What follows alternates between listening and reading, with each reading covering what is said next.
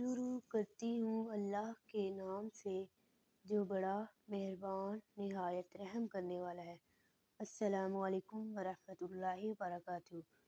آج کا ہمارا ٹاپک ہے احادیث مبارکہ، ذکر الہی کی فضیلت۔ سیدنا ابو موسیٰ اشعری رضی اللہ عنہ نے کہا کہ نبی کریم صلی اللہ علیہ وآلہ وسلم نے فرمایا، جو شخص اللہ کا ذکر کرے اور جو نہ کرے، ان کی مثال زندہ اور مردہ کی سی ہے۔ یعنی ذکر کرنے والا زندہ اور ذکر نہ کرنے والا مردوں کی طرح ہے۔ سبحان اللہ کی فضیلت۔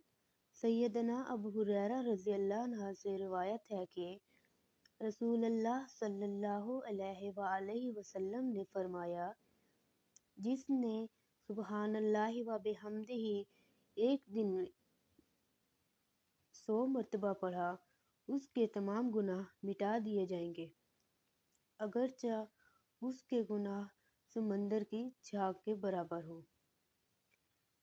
اچھے برتاؤ کا سب سے زیادہ مستحق کون ہے؟ سیدنا ابو ہریرہ رضی اللہ عنہ سے روایت ہے کہ ایک شخص رسول اللہ صلی اللہ علیہ وآلہ وسلم کے پاس آیا اور دریافت کی کہ میری بھلائی اور حسن معاملہ کا سب سے زیادہ مستحق کون ہے؟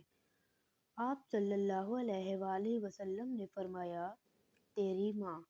اس نے پھر پوچھا کہ اس کے بعد؟ آپ صلی اللہ علیہ وآلہ وسلم نے فرمایا، پھر بھی تیری ماں۔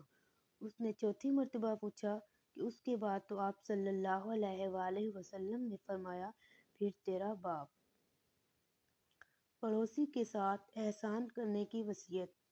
سیدنا ابو شریح رضی اللہ عنہ راوی ہیں کہ نبی کریم صلی اللہ علیہ وآلہ وسلم نے فرمایا، اللہ کی قسم وہ مومن نہیں، اللہ کی قسم وہ مومن نہیں، اللہ کی قسم وہ مومن نہیں ہے۔